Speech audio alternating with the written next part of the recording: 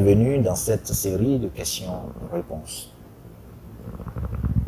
La compatibilité dans une vie de couple, est-ce que c'est nécessaire d'étudier la compatibilité en couple? Ou comment faire pour vivre une vie de couple harmonieuse? Alors, la vie de couple, je vais vous dire simplement, ça arrive, on tombe sur des documents, on va voir des gens, on dit, tu es lion, tu ne dois pas être avec tel scorpion, tu es ceci, tu ne dois pas être avec, ainsi de suite. C'est normal.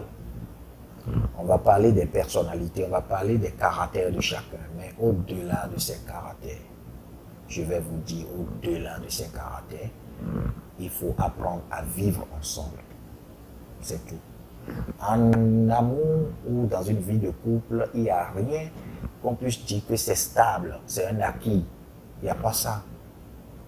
Il n'y a pas d'acquis.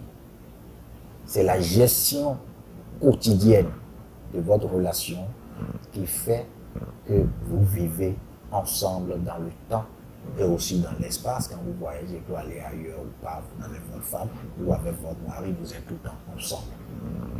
Ce que je m'en vais vous dire est que les études de compatibilité, c'est nécessaire parce que ça vous renseigne sur l'autre et ça vous renseigne sur vous-même.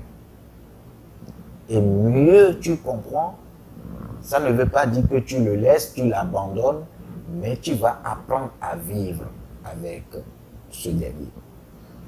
Exemple, dans quelques études de compatibilité, il arrive que nous annonçons à l'autre que, écoute, dans des situations difficiles et de colère, voici la réaction de l'autre.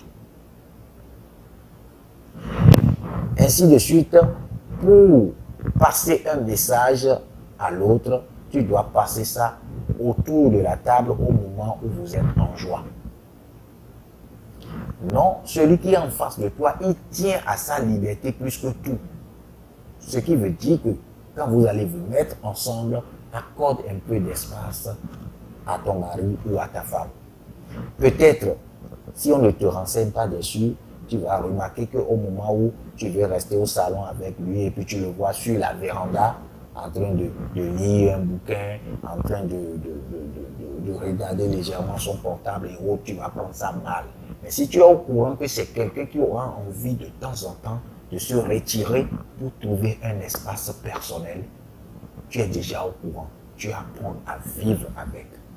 Mais quand on ne se connaît pas, et on ne connaît pas l'autre, et on se jette dans une relation ou bâtit une vie amoureuse, harmonieuse d'ailleurs, c'est souvent difficile. Et nous amenons les enfants à vivre des scènes bizarres, pour ne pas dire des scènes d'horreur. Apprenez à mieux vous connaître et apprenez à mieux connaître celui qui est en face et vous allez vivre une vie amoureuse, harmonieuse pour le bien-être de tous les membres de ce foyer. Je tiens à vous dire merci pour votre qualité d'écoute et que l'amour soit.